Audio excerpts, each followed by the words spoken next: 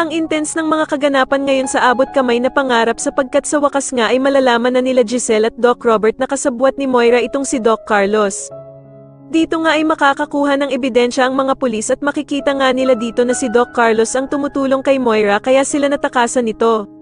Samantala ay hindi nga matutuloy ang plano ni Doc Carlos na sumama kila Annalyn at Lynette sa Japan dahil nga sa biglang paghingi ng tulong sa kanya ng anak niyang si Zoe.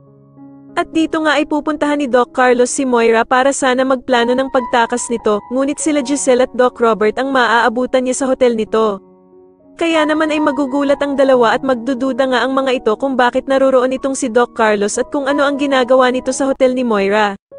Sa kabilang banda naman ay magkakaharap nga sila Moira at Doc Carlos sa isang tagong lugar at dito nga ay tatanungin ni Doc Carlos si Moira kung meron ba daw itong visa papuntang Japan. Sasagutin naman siya ni Moira na meron daw siyang visa papuntang Japan at ikakagulat naman niya ang sasabihin ni Doc Carlos na meron nga daw siyang kakilala na kayang magbago ng identity niya at magbigay sa kanya ng bagong passport at bagong pangalan. Samantala sa kamalas-malasan nga naman ni Moira kung saan niya itinago ang pera ay meron namang makakakuha nito at makokonsensya pa nga ang taong ito dahil sa hindi niya daw ito kayang gastusin kaya naman ay agad niya itong re-report sa mga pulis.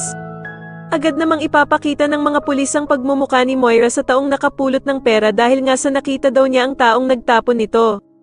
At dito nga ay magiging positibo ang pagkakakilanlan ng mga pulis kay Moira dahil sa kukumpirmahin siya ng taong nakapulot ng perang itinapon niya.